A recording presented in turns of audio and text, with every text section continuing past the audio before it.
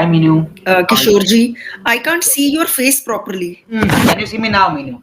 Yeah, yeah, yeah. So So, I'm Kishore and I'm not Kishore G. So I would like you to call me Kishore and not Kishore G, please. Right? okay. Yeah, All yeah, right. right, right. Great. So, So, yeah, yes. Yeah, go ahead. I think. yeah, Tell me. First of all, I want to know something about you, Minu. I think we are meeting for the first time. So what can you tell me about yourself? yeah. So, I am Meenu. I am a YouTuber. I was born and raised in Delhi. I have done MCA. I'm a mother of two, and currently, I'm a full time YouTuber. Okay, great. So, Minu, my name is Kishore Gurbani and I belong to Jaipur, Rajasthan. And for close to 8 years now, I've been helping people to improve their communication skills in English. Okay, Right? that's great. Yeah, yeah. Okay. So, you live in Delhi, Minu. So, what can Right. you tell me about Delhi city? Uh, okay, you live in Jaipur. You don't know about Delhi city. Have you visited Delhi? Yes, I've been to Delhi, but just I want to get your perspective on Delhi. So, I know about Uh, Delhi. We are close by. We are just about, I believe, 300 kilometers, right, right? right. There's a difference of 250 to 300 kilometers between Jaipur and Delhi. Right, So, it's very close, and we have been to Jaipur so many times. About Delhi, I can say I am in love with Delhi. I could be a bit partial because I have lived in Delhi all my life, so I love Delhi so much.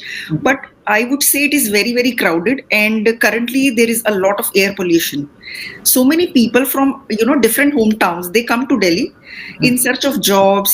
So many people have shifted. So people keep coming to Delhi, and most of the people, when they want to move out, they go to either Bombay or Delhi. That is why Delhi is very crowded now. okay. So, how long have you been living in Delhi for now? Meaning Um, it's been 40 years. 40 years now. That's a very long time, right? Right. Yeah. So, how have you seen Delhi change in these last 40 years? Yeah, there has been a remarkable change. Earlier there were no malls. The roads were not built that way. They were not that good. There has been a lot of improvement, but they are reducing the green cover. So the greenery is not there anymore. When I was a child, there used to be a green place. Currently, I'm living in Delhi, in Noida. So Noida is quite green, and there is a lot of peace. Delhi has become very, very crowded and a noisy place now. So that's what I can say. So let's talk about Delhi street food, which I believe is very popular. What can you Yeah, tell me yeah. about the street food of Delhi? I have been to Chandni Chowk, where the dahi bhallas and parathe wali gali is very famous, where you get all kinds of parathas. Hmm. And in Kamla Nagar also, chole bhature are famous. Sita Ram chole wala. Hmm. There are so many things which are famous in Delhi. Hmm. And there is one Gyani, Hmm. where you can get rabdi faluda. Hmm. Hmm. So I love Delhi street food. Hmm. So Gyanis is a very old establishment in Delhi, I believe, Correct. right? Right, right. They also, I think, they also sell ice creams, if I'm not Yeah, mistaken, yeah, they do. right? Yeah, yeah. So they had started their business in Jaipur a couple of years back, but I'm not too Okay, sure if okay. they are here in Jaipur still or not. But I remember that I was reading about Gyani some time back. Okay, so you are a YouTuber, Minu. So let's talk Right. about your journey. So what inspired you to become a YouTuber, first of all? Um, See, first of all, I would tell you that when I was a viewer, when I used to watch YouTube videos, I had never imagined in my wildest dreams that I would become a YouTuber one day. Hmm. I had no idea. I have been teaching spoken English, and I was giving offline classes. So I had a coaching center. When COVID happened, so it stopped working. It was nothing. There was nobody who was coming to my place. Then my husband suggested me one day, why don't you teach on YouTube when you have so much experience? Hmm. Then I thought, no, no, no, it's, I think, not my cup of tea. I won't be able to do that. Hmm. But then I tried recording a few videos, which gave me confidence. And my students, whom I was teaching offline, they also said that, ma'am, start teaching online. So then I started my YouTube journey, Hmm. and now I'm loving it. Initially, I was a bit nervous, and I used to think that I won't be able to show my face. Hmm. But now I'm very confident. I'm getting a lot of love and appreciation from my viewers, and I'm really loving it. So, what difference is there teaching online and offline? So, which is the more challenging from both of these? Um, More challenging is, I think, online. because when you are teaching offline, Hmm. you connect on a different level. You can see each other, each other's body language and everything, Hmm. and you can make eye contact. There is a different kind of bond that you create when you are teaching them offline. And now when you are teaching online, that earlier I had a little fear that I would be facing the camera, but there is a distinct advantage Hmm. that if I'm spending 30 minutes here, my video could reach millions of people, and now the same conversation can help so many people. So I think online classes are much more useful to people. Yeah. So Hmm. Kishore, you have been abroad, and I have read your profile that you have taught abroad for 8 years. No, So I actually have not taught abroad. I was living abroad. I was born okay, and okay. raised abroad. Mhm. I've been working in India for the last 8 years, and I've been teaching for the last 8 years in India. Okay. So earlier you used to live abroad. Yes, Okay. So were you working there? I was working there. I've spent my entire life abroad. Okay. So So I've been which here since 2016, basically. okay, And okay. then after So, that, after coming back to India, I thought maybe it's high time I settled down in India itself. So this is okay. when I started looking for opportunities, and this is when I explored opportunities in Jaipur and realized that education was a very good space to be in. Right. And then a little more research led to English as a good language to teach, because we all know how difficult it is for people to learn the language here. Yeah. So this is It is. how I started my teaching journey. Okay. So where are you basically from? I am from Jaipur. This is where Okay. I live, Jaipur. right? So my Okay. family belongs to Jaipur. They've been staying here for a long time, and whenever I came from abroad, it was always Jaipur that I came to spend Okay. time with my family. Okay. So which country did you live in? I've lived in Africa, many countries of Africa. I've been to Dubai as well. So I was in Dubai for some time, but most of my life has been spent in Africa, basically. Okay. It was North Africa? Different parts of Africa, Okay. West Africa and Central Africa. So different countries in Africa, basically. Okay. You missed India while living there? Of course, everybody misses India. So if you ask this question to anybody who lives out of India, he would definitely tell you that he missed India while he was abroad. So definitely, I missed India, but I came here once every 2 years or like that, and I had enough opportunity to spend time with my family here. Okay. You did your schooling in Jaipur, right? No, my schooling, my entire education has been done out of India and Africa itself, where I Okay, was. okay, okay. So you got fluent in English in Africa only because you were living there Yes. and you had English exposure, right? Yes, because English was the language of communication there. It was the primary language of communication there. Okay, okay, So all the English that I've learned is basically through my school education and the environment that I got there. Everybody spoke English there, so this is how I learned the English language. okay, okay. That's great. You worked at Clappingo also? Yes, I was there at Clappingo as well. Okay, So I work on different platforms. I work on Clappingo. I'm working on EnglishYaari, and I do a lot of freelancing work. okay. Hmm. So, many people on EnglishYaari, many tutors have told me that they worked on Clappingo first and now they're working at EnglishYaari. So Mhm. that is why I asked. So it's always good to work on different platforms, to meet new people, to expand your horizons. So there are Correct. many, right? Right. It's not a very good idea to limit yourself, especially if you are teaching online. It's always good to experience new platforms and meet different kinds of people. Right, right. So, And your children live in Korea, sorry, your children live in Africa? no, my entire family is settled here with me, and Oh, I don't have any link with Africa at the moment. okay, So I'm here, my family is here, so there's no link with Africa anymore. okay. So after coming from abroad, how are you liking life in India? You must have felt some differences. Life is very good in India. It's different from how life abroad is. So sometimes it's difficult to adjust, but it takes you time, and you adjust. You know that you have to live in your country eventually, so Mhm. you start adjusting. It takes some time, but you adjust easily. It's nothing difficult or challenging to do. Once you've set up your mind to do something, Mhm. then you get the determination to do that. And this is what I felt when I came here. I thought, there was no going back again, and I started exploring options, as I said, right? So Right. I knew that I had to stay behind, and since there was no going back to Africa or to any other country, then it is difficult initially, but then you train yourself, you psychologically prepare yourself to stay here in India, and that's what I've done. Okay, what do you do in your free time? I do a lot of things. I watch television, I read a lot of books, so I do a lot of things. But most of the time, I try to find any work related to English. So I do content writing, Oh, I do teaching, I do proofreading. So whenever I get any opportunity connected to the English language, I just grab that opportunity. Other than that, it's okay. I stay at home, watch television, meet friends, the normal things that everybody else does. okay. Do you watch English movies and web series as well?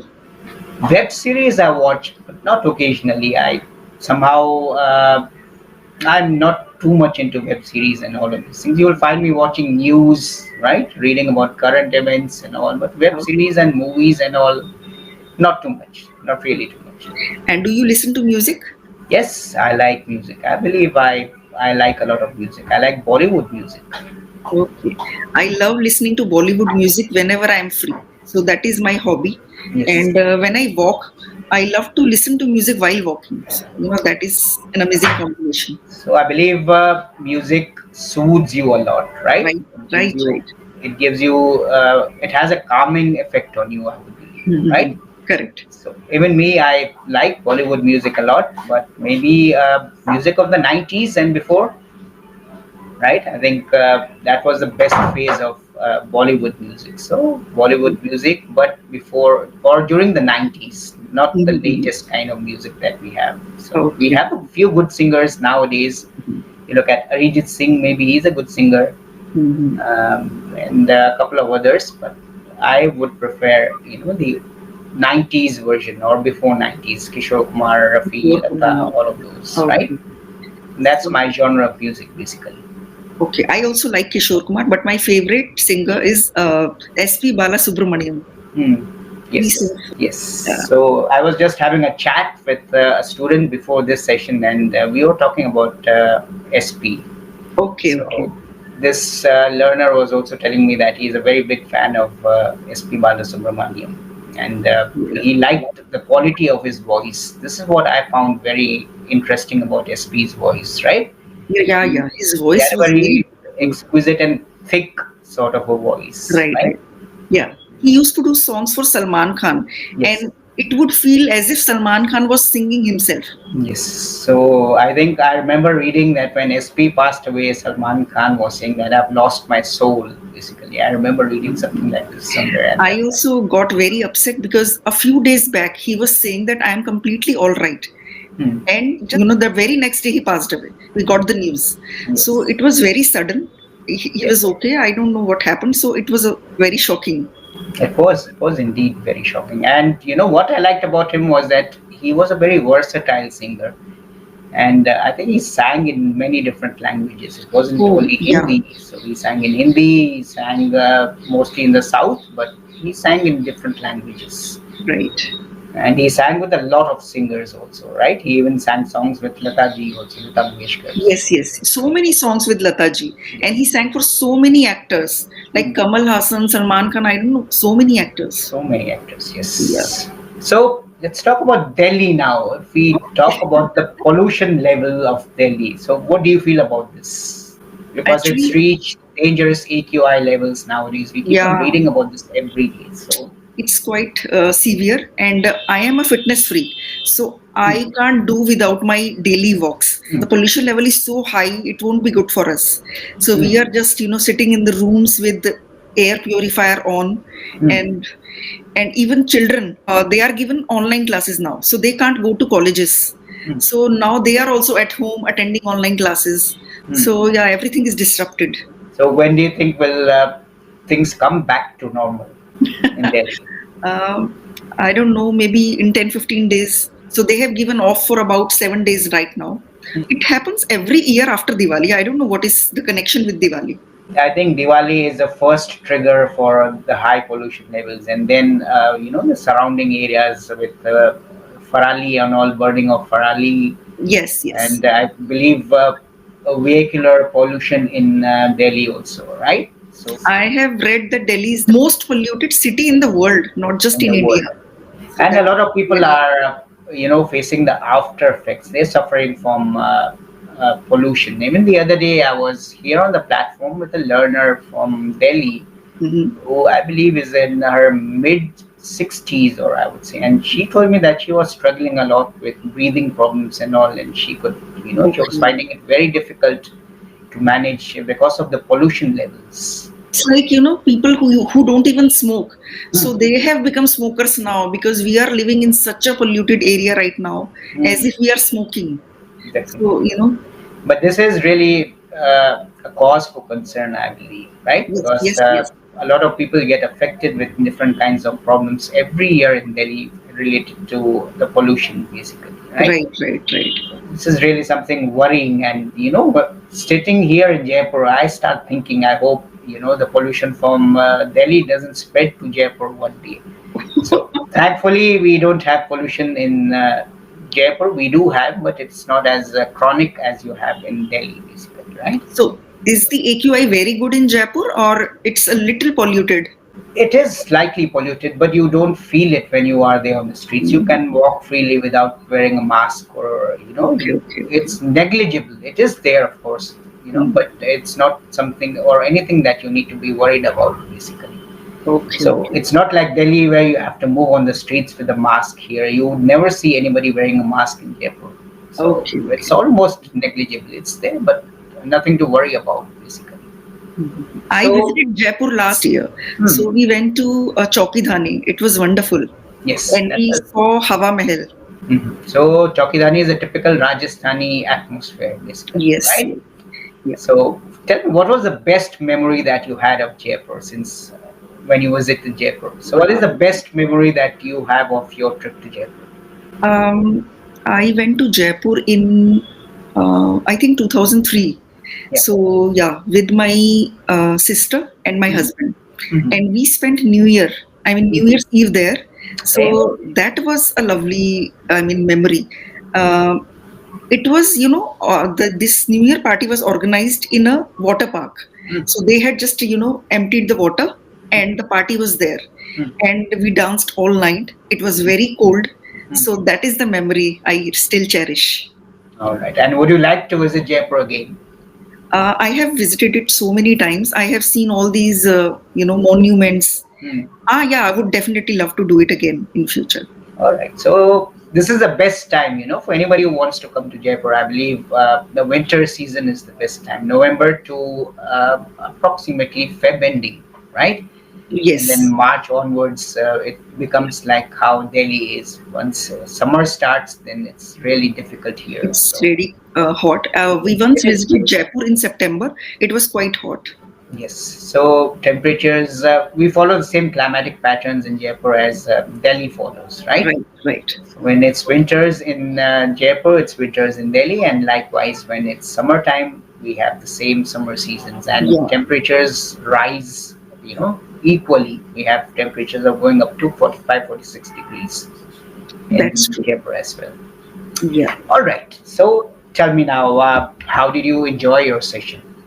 First of I all. really loved it, and I got to know about you, your journey, how you lived in Africa. I liked this session very much. Yeah, So great meeting you, and looking forward to meeting you again. Have a great yeah. time. Same here, same here. It was a lovely session. I really enjoyed. Great meeting you, and have a great time. Wishing you all the best for your YouTube journey. Right? Oh, thank you so much, and have a great day. Thanks a lot. Thank you for connecting.